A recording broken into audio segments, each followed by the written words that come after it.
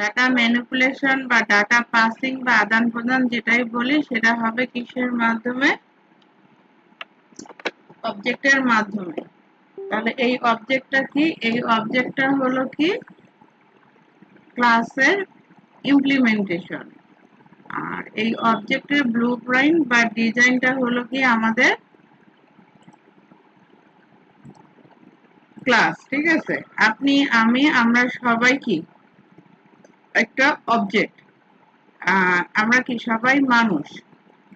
মানুষ বিষয়টা হলো কি একটা ক্লাস, কারণ মানুষ স্পেসিফিক আমরা কাউকে মিন করি না। কিন্তু আমরা যদি বলি মারুফ, হাফিজ, সিফাত, তাহলে প্রতিটা এক একটা অবজেক্টকে মিন করি, যার একটা নাম আছে, স্পেসিফিকেশন আছে, তাকে আমরা আলাদা করে আইডেন্টিফাই করতে পারি।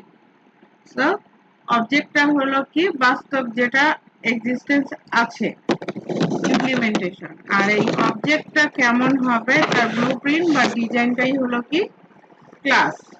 আমরা যখন সফটওয়্যার আঙ্গিকে সেটা চিন্তা করি তখন সেটাকে বলা হচ্ছে ক্লাস। একটা বিল্ডিং তৈরি করার সময় কি করা হয়? একটা ডিজাইন তৈরি করা হয় যে বিল্ডিং কত ফ্লোর হবে, কয়টা রুম হবে, রুমের স্ট্রাকচার বা সাইজ কতটুকু হবে, সবকিছু আমরা ডিফাইন করে দিই। ঠিক আছে, তাহলে এই যে ডিফাইন করাটা হলো বা একটা ডিজাইন বা টেমপ্লেট তৈরিটা হলো ক্লাস। আর এই ক্লাসের বাস্তব ইমপ্লিমেন্টেশন হলো বিল্ডিংটা।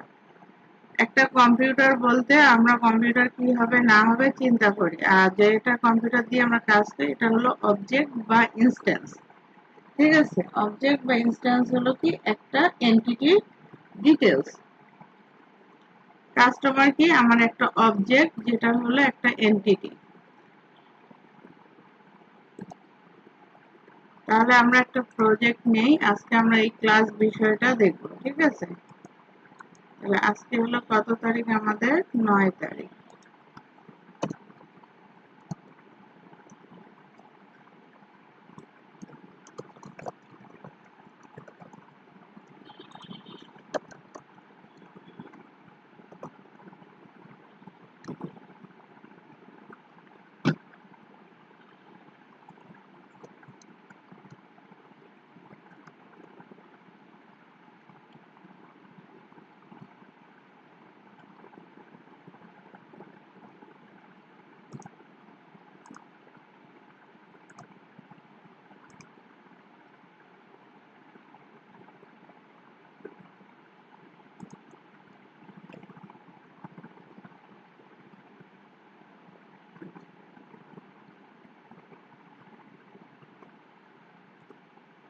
ঠিক আছে, প্রজেক্টটা তৈরি হয়ে গেছে আমাদের।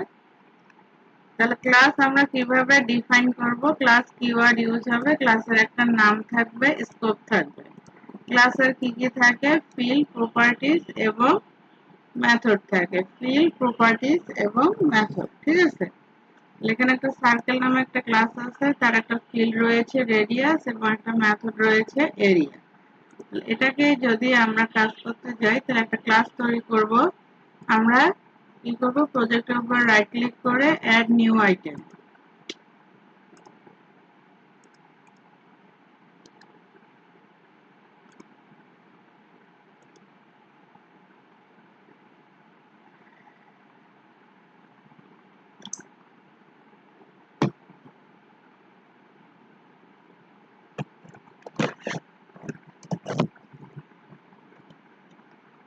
তাহলে এটার নাম দিলাম কি আমরা?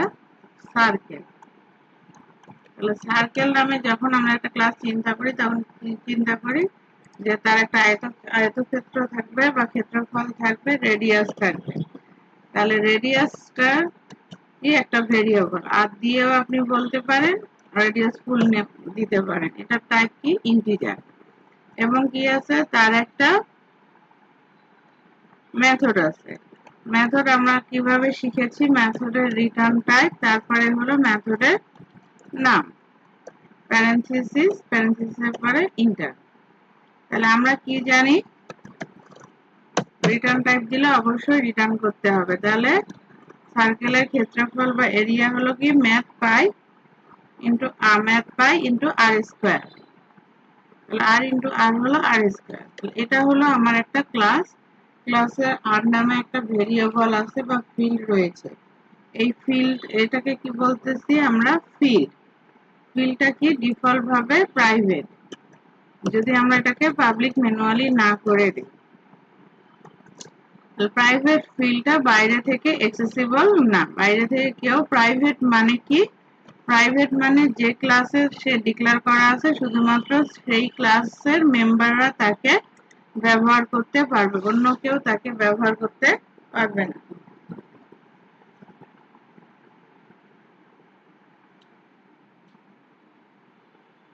ঠিক আছে, তাহলে এই আর এর ভ্যালুটা আমরা কিভাবে কোথা থেকে নিব? এজন্য আমরা কি করতে পারি? প্রাইভেট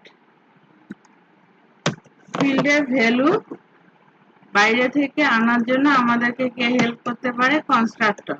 ঠিক আছে, কনস্ট্রাক্টর কি? কনস্ট্রাক্টর হলো special kind of method, not only method, special kind of method. ঠিক আছে, এটা স্পেশাল কেন বলা হচ্ছে? স্ট্রাকচার দেখতে মেথডের মতো, বাট তার অ্যাক্টিভিটি বা বিহেভিয়ার ডিফারেন্ট। যেরকম মেথডের একটা রিটার্ন টাইপ থাকে, কিন্তু কনস্ট্রাক্টরের কোনো রিটার্ন টাইপ থাকে না। মেথডের নেম আমরা আমাদের ইচ্ছা মতো দিতে পারি, কিন্তু কনস্ট্রাক্টরের নেম আমাদেরকে দিতে হবে অবশ্যই ক্লাসের নাম অনুযায়ী। ঠিক আছে, এবং এটাতে আমরা প্যারামিটার দিতে পারি বা প্যারামিটার ছাড়াও চলবে। আমরা যখন নিউ কিওয়ার্ড ইউজ করি তখন প্রতিটা ক্লাসের একটা ডিফল্ট কনস্ট্রাক্টর থাকে। ডিফল্ট কনস্ট্রাক্টর কি? প্যারামিটারলেস। এই ডিফল্ট কনস্ট্রাক্টরটা কল হয়ে থাকে। কখন কল হয়? যখন আমরা নিউ দিয়ে কোনো কিছুর অবজেক্ট তৈরি করি তখন ইন্টারনালি এই ডিফল্ট কনস্ট্রাক্টর কল হয়।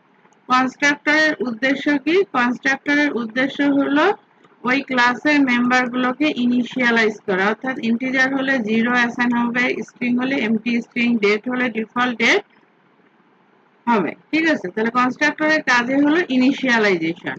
এবং ডিফল্ট কনস্ট্রাক্টর কি? উইদাউট প্যারামিটার বা প্যারামিটারলেস। আমরা এটা কল না করলেও সে অটোমেটিক্যালি কল হবে। ঠিক আছে, এটা হলো ডিফল্ট কনস্ট্রাক্টরের চেহারা। বন্ধ করে দিলাম। যখন আমরা প্যারামিটারাইজ কনস্ট্রাক্টর কল করব তখন আর এই ডিফল্ট কনস্ট্রাক্টরটা কল হবে না। ঠিক আছে, যদি আমার ডিফল্ট কনস্ট্রাক্টরের প্রয়োজন হয় তাহলে আমাকে অবশ্যই কল করতে হবে। তাহলে এখন আমরা প্রোগ্রাম ক্লাসে যে সার্কেল ক্লাসের একটা অবজেক্ট তৈরি করব, অবশ্যই মেইন মেথডের ভিতরে হবে। ঠিক আছে, তাহলে সার্কেল টাইপের একটা প্রপার্টি আমরা ডিক্লেয়ার করলাম বা অবজেক্ট ডিক্লেয়ার করলাম, নিউ দিয়ে তৈরি করলাম এবং রেডিয়াস দিলাম কত? 5। তাহলে আমি যদি এর এরিয়া মেথডটাকে কল করি সার্কেল ডট, আচ্ছা এখানে আমি এরিয়াটা পাচ্ছি না। কেন পাচ্ছি না? মেথডে আমি এক্সেস মডিফায়ার দেইনি। যেহেতু এক্সেস মডিফায়ার দেইনি, বাইরে থেকে অ্যাক্সেসিবল না, ডিফল্ট হলো কি? প্রাইভেট। ঠিক আছে, তাহলে এবার আমরা যদি দেই, এবার আমরা পেয়ে যাব এরিয়া মেথড। তাহলে এরিয়া মেথড কি করে? আমাদের একটা ভ্যালু দেয়। তাহলে এই ভ্যালুটা যদি আমরা দেখতে চাই আমাকে কি করতে হবে? দুটো কাজ, হয় আমাদেরকে মেথডের ভ্যালুটা কোনো একটা ভেরিয়েবলে রাখতে হবে, দেন সেটাকে কনসোল রাইট লাইনে প্রিন্ট করতে হবে, অথবা ডিরেক্ট আমরা মেথডটাকে কনসোল রাইট লাইনের ভিতরে কল করে দিতে পারি, তাহলে আউটপুটটা পেয়ে যাব। এখন যদি আমি কল স্টার্ট বাটনে প্রেস করি কি হবে? আমরা সার্কেলের এরিয়াটা পেয়ে যাব। ঠিক আছে,